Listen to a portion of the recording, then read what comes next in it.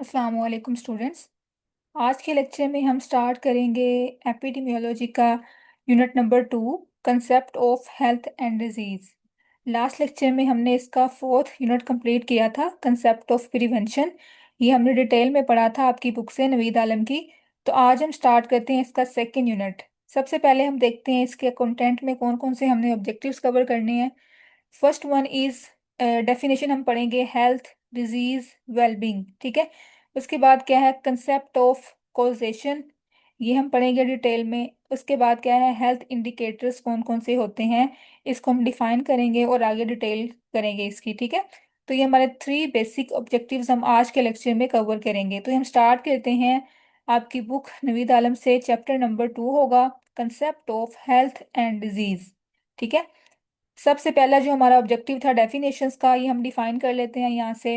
Health की definition आप पहले ही पढ़ते आ रहे हैं। हेल्थ किसको कहते हैं? WHO के अकॉर्डिंग यहाँ पे डेफिनेशन दी हुई है। It is a state of complete physical, mental and social wellbeing. ठीक है। अच्छा, यहाँ पे अब स्पिरिचुअल जो है वो मिसिंग है, आपने वो भी ऐड कर लेना है, स्पिरिचुअल का component. State of complete physical, mental, social and spiritual wellbeing. ठीक है। And not merely the absence of disease और इन्फिमिटी, इसको हम कहते हैं हेल्थ। ठीक है। ये इसकी डेफिनेशन है WHO के अकॉर्डिंग, आपने एज इट इज़ याद कर लेनी है। उसके बाद जो सेकंड डेफिनेशन थी इसकी कंटेंट में, डिजीज़ की।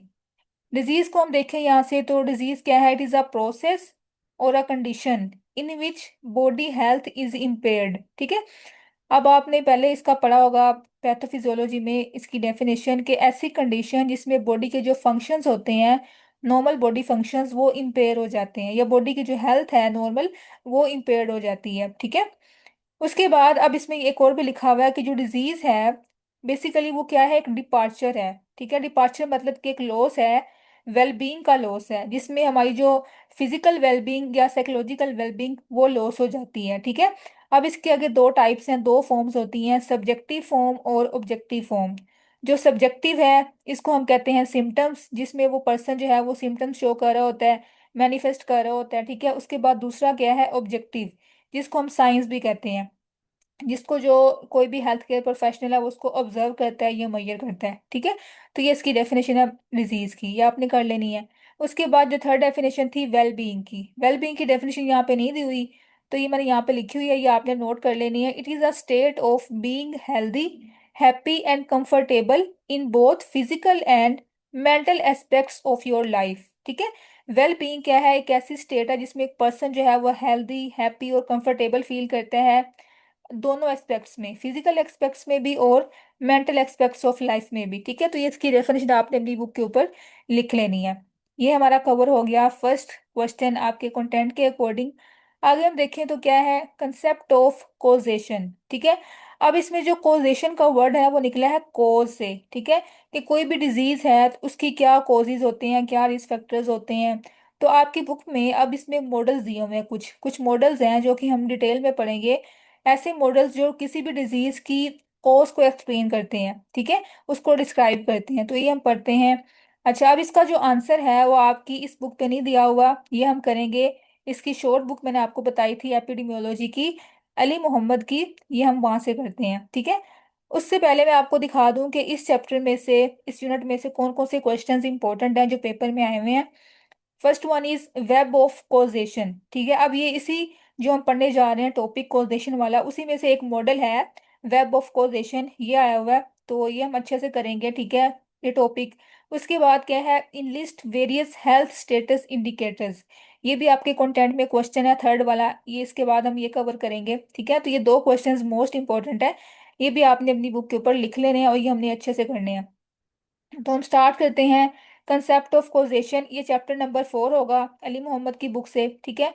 सबसे पहले हम डिफाइन करें कोज। कोज क्या होती है?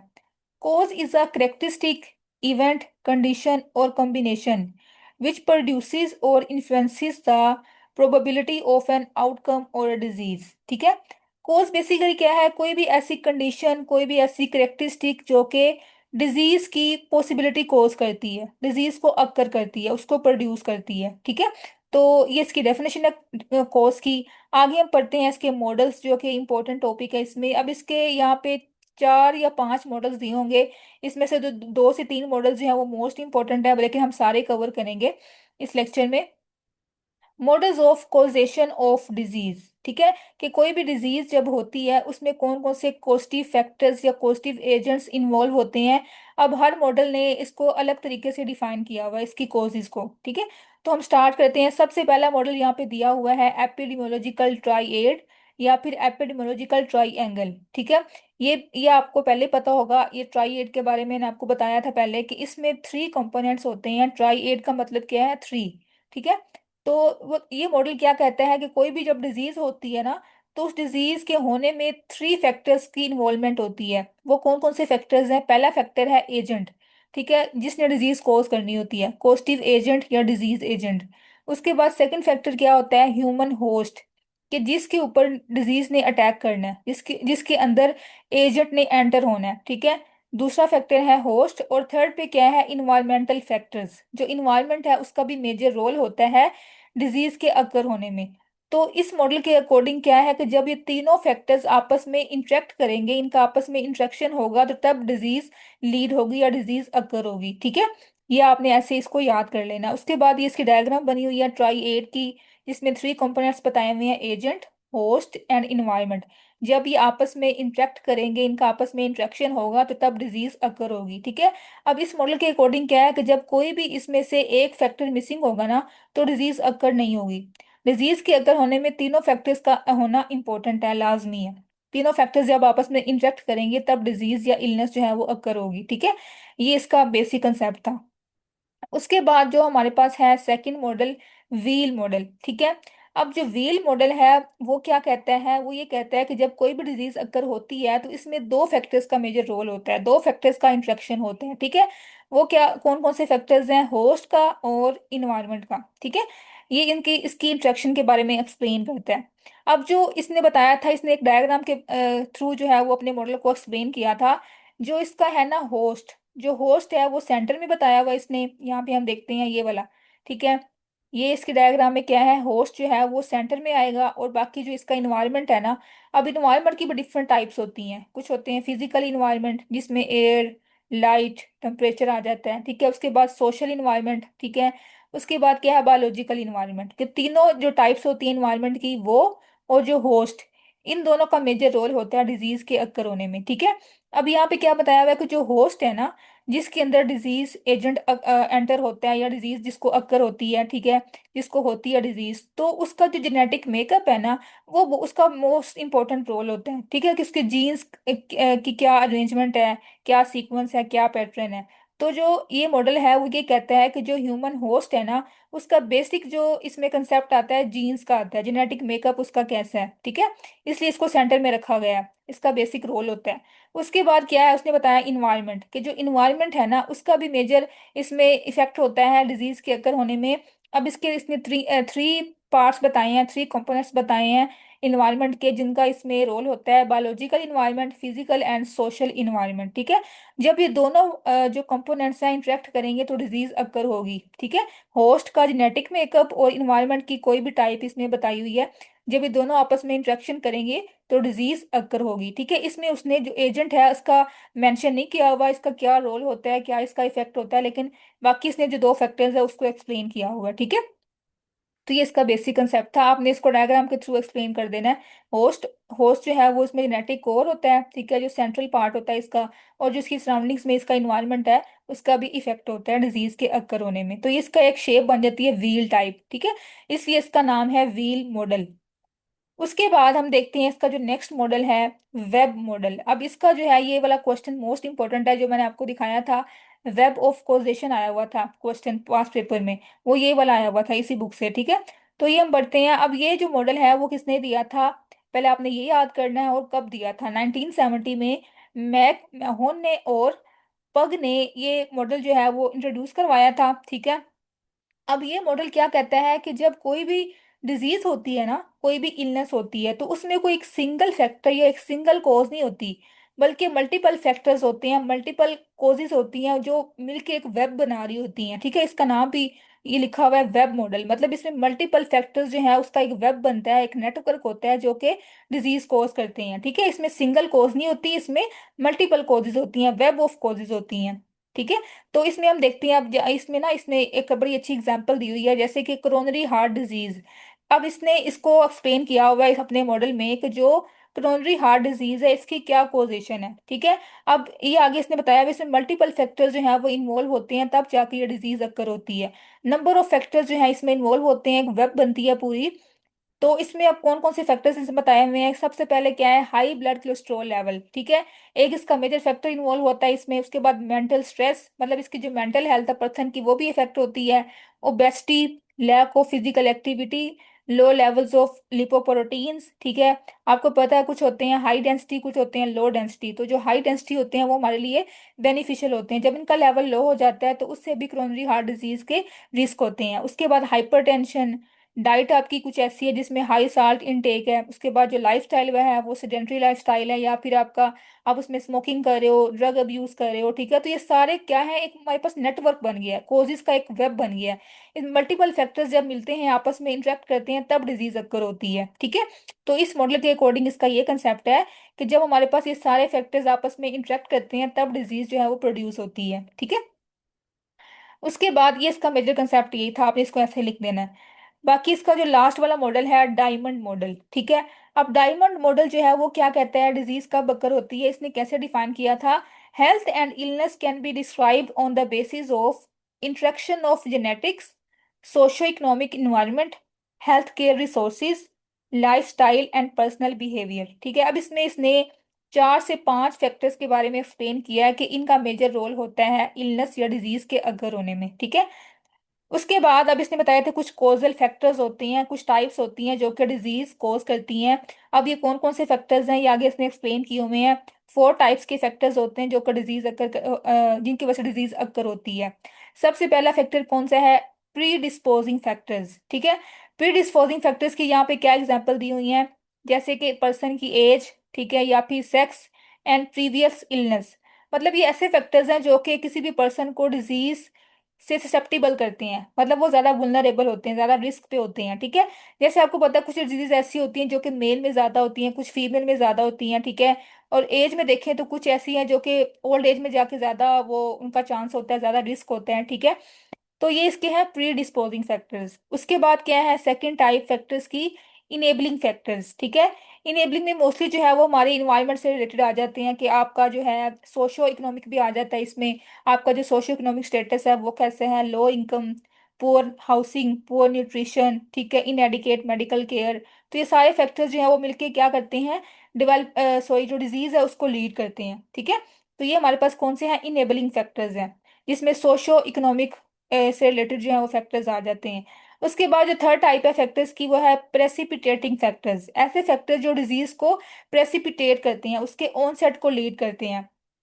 अब इसमें क्या है कि डायरेक्ट एक्सपोजर टू आर नोक्शियस और डिजीज एजेंट। ठीक है, इसमें कोई भी डायरेक्ट एक्सपोजर हो गया डिजीज एजेंट के साथ तो जब डिजीज तब डिजीज अक्कर हो सकती है। ठीक है, जब कोई भी एजेंट बॉडी में एंटर होता है तो डिजीज जो है उसका ऑनसेट हो जाता है।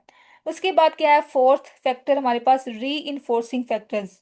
री इन्फोर्सिंग फैक्टर्स ऐसे होते हैं जो कि डिजीज को ज्यादा जो है ना उसको एग्रावेट कर देते हैं, उसको ज्यादा उसकी जो है ना चांसेस, उसके जो अकरेंस के चांसेस हैं वो ज्यादा हो जाते हैं। ठीक है, जैसे कि रिपीटेड एक्सपोजर, कोई एक पर्सन जो है उसको बार बार किसी डिजीज एजेंट से एक्सपोजर हो रहा है तो उसको डिजीज के चांसेस ज्यादा हो जाते हैं। ठीक है, तो ये हमारे पास 4 बेसिक फैक्टर्स थे जो कि इस मॉडल के अकॉर्डिंग इसने एक्सप्लेन किए थे, डायमंड मॉडल के अकॉर्डिंग।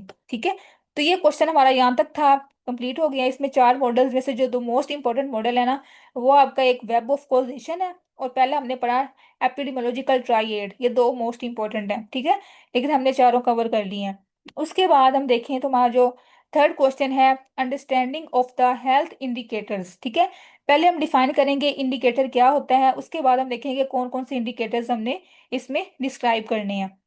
और ये क्वेश्चन भी पेपर में आया हुआ है, write down the health status indicators, मैंने आपको दिखाया था। ठीक है, ये भी आपने अच्छे से करना है। तो इसको हम पहले डिफाइन करते हैं। मोस्टली जो क्वेश्चन जो है ना, ये वाला क्वेश्चन जो है ना, ये आता है इन लिस्टिंग फॉर्म में, कि आपने जस्ट इसको इन लिस्ट करना है। ठीक है, तो हम इसको ना दो दो लाइंस में, आगे मैं आपको इसको डिस्क्राइब भी कर दूंगी, लेकिन आपने जस्ट इसको इन लिस्ट ही करना होता है। ये तकरीबन 12 से 15 फैक्टर्स हैं, तो इसके आपको पूरे नंबर मिल जाते हैं जब आप पूरे इन लिस्ट करते हो। ठीक है, पहले हम इसको करते हैं डिफाइन। हेल्थ इंडिकेटर किसको कहते हैं? तो ये भी आपकी बुक पे दिया हुआ है, नवीद आलम की बुक पे, चैप्टर नंबर 2 होगा, इंडिकेटर्स ऑफ हेल्थ। इंडिकेटर्स को हम डिफाइन करें तो they are defined as variables which help to measure changes. ठीक है, ऐसे वेरिएबल्स जो कि हमें कोई भी चेंज को मेजर करने में हेल्प करते हैं, उनको हम कहते हैं इंडिकेटर्स। ठीक है, अब इसकी यहाँ पे कुछ करेक्टरिस्टिक्स दी हुई हैं कि ऐसी कौन कौन सी करेक्टरिस्टिक्स हैं जो कि इंडिकेटर के अंदर होनी चाहिए। एक तो वो वैलिड हो, रिलायबल हो, सेंसिटिव हो, स्पेसिफिक हो, फिजिबल और रेलिवेंट हो। ठीक है, ये इसकी हमारे पास क्या है, करेक्टरिस्टिक्स बताई हुई हैं, और ये भी पेपर में आई हुई हैं। ठीक है, उसके बाद अब यहाँ पे हमने इन लिस्ट करने हैं कौन कौन से इंडिकेटर्स हैं, हेल्थ इंडिकेटर्स, लाइक ऐसे कौन से वेरिएबल्स हैं जिसको हम यूज करके हेल्थ स्टेटस को मेजर कर सकते हैं। ठीक है, कि किसी एरिया में, किसी पॉपुलेशन या कम्युनिटी में वहाँ का क्या हेल्थ स्टेटस है। ठीक है, तो सबसे पहला इंडिकेटर क्या है, मोर्टेलिटी इंडिकेटर। मोर्टेलिटी का मतलब आपको पता है, डेथ रेट।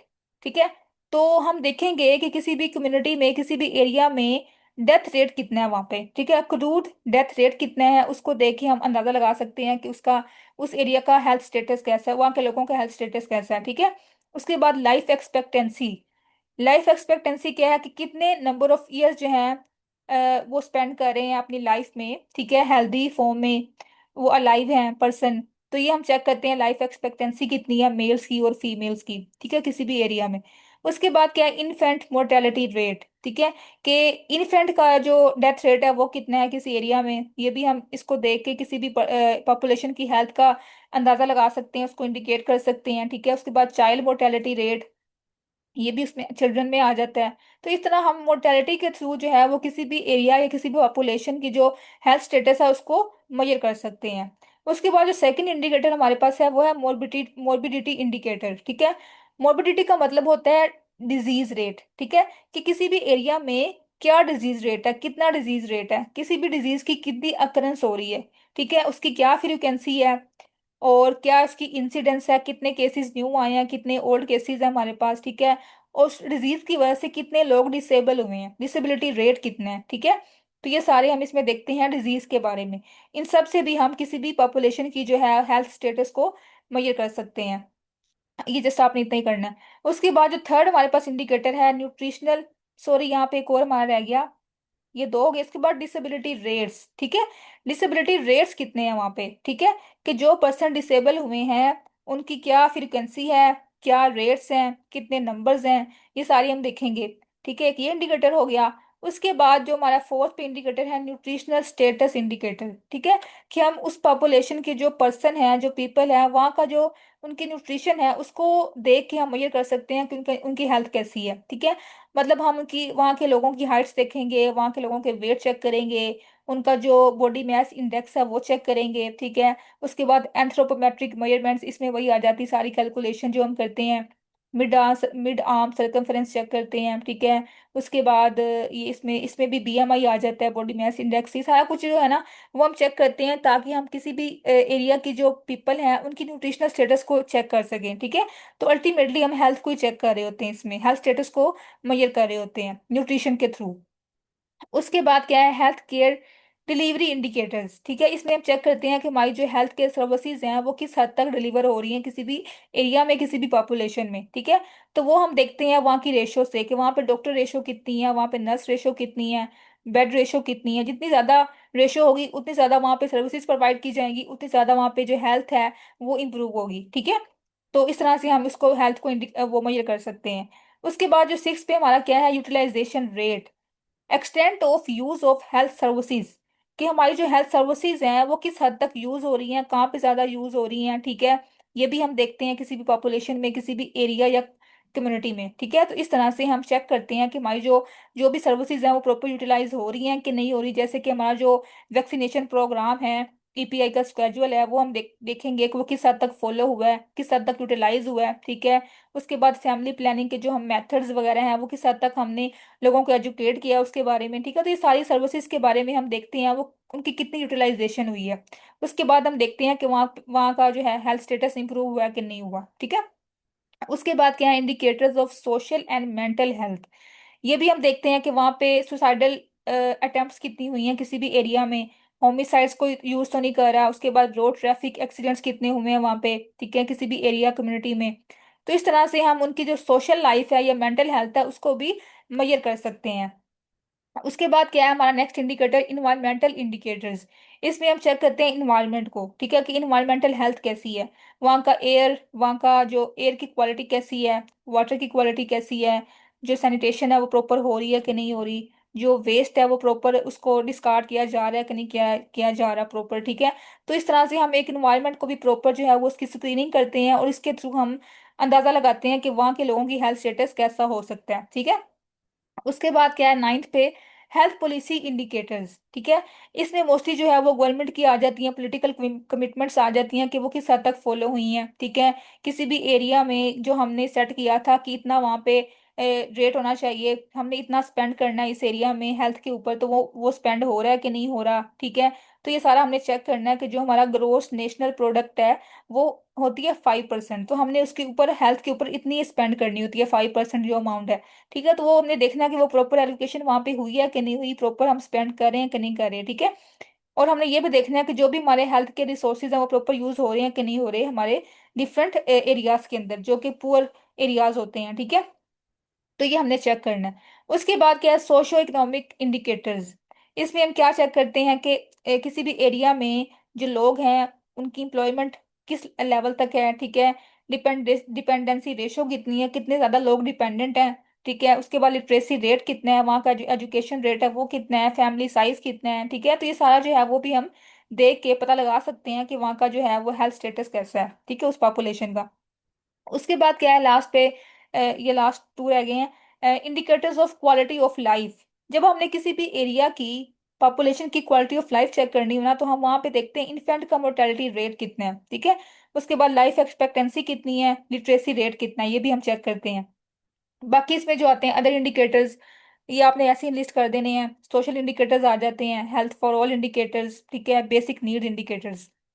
तो ये हमारे पास क्या आते हैं, हेल्थ स्टेटस इंडिकेटर्स, जो कि पहले हमने डिफाइन किया, उसके बाद इसकी हमने की करेक्टरिस्टिक्स, और लास्ट पे हमने इसको इंलिस्ट करने के साथ साथ हमने इसको डिस्क्राइब भी कर लिया। तो आपने इसको दो दो लाइंस में ऐसे डिस्क्राइब करना है, ठीक है, पूरा पूरा आपने इसको एक्सप्लेन नहीं करना, ना तो वहाँ पे पेपर में इतनी शीट्स होती हैं और ना इतना टाइम होता है, ठीक है। तो ये हमने आज का जो लेक्चर था वो हमारा थर्ड चैप्टर नंबर 2 हमने कंप्लीट कर लिया इसमें, ठीक है। इसमें 3 ऑब्जेक्टिव्स हमने कवर किए हैं। ये सारा आपने अच्छे से रीड करना है, ठीक है। आपका कोई भी क्वेश्चन हो तो आपने मुझसे ग्रुप में पूछ लेना है। अच्छा, इसके अलावा मैं आपको दिखाती हूँ कि जो इसके क्वेश्चंस आए हुए हैं पास पेपर में सोल्व्ड, ये मैं आपको दिखा देती हूँ। सबसे पहले क्या है, वेब ऑफ कॉजेशन, ये मॉडल हमने पढ़ा कि जिसमें मल्टीपल कोजेज होती हैं, मल्टीपल फैक्टर्स होते हैं जो डिजीज कोज कर रहे होते हैं। हमने उसमें एग्जांपल पढ़ी थी कोरोनरी हार्ट डिजीज की, यहाँ पे एग्जांपल दी हुई है हाइपरटेंशन की, ठीक है। तो इसमें आपने बताना है कौन कौन से फैक्टर्स जो हैं वो इन्वॉल्व होते हैं, किस तरह से पूरा एक नेटवर्क बनता है, पूरी एक वेब क्रिएट होती है, ठीक है। तो इस तरह से आपने ये पूरा डायग्राम बना के ना इसको एक्सप्लेन करना है, ठीक हो गया। उसके बाद आगे हम देखें तो क्या आया हुआ क्वेश्चन, हेल्थ स्टेटस इंडिकेटर्स को इनलिस्ट करना है। ये भी हमने पढ़ लिया सारा, ये यहाँ पे जस्ट इनलिस्ट किया हुआ है, ठीक है। तो ये हमारा चैप्टर कंप्लीट हो गया, ये पूरा आपने अच्छे से रीड करना। कोई भी आपका क्वेश्चन हो तो आपने मुझसे ग्रुप में पूछ लेना है। नेक्स्ट लेक्चर में हम स्टार्ट करेंगे अपना अगला यूनिट, ठीक है। ओके, अल्लाह हाफिज।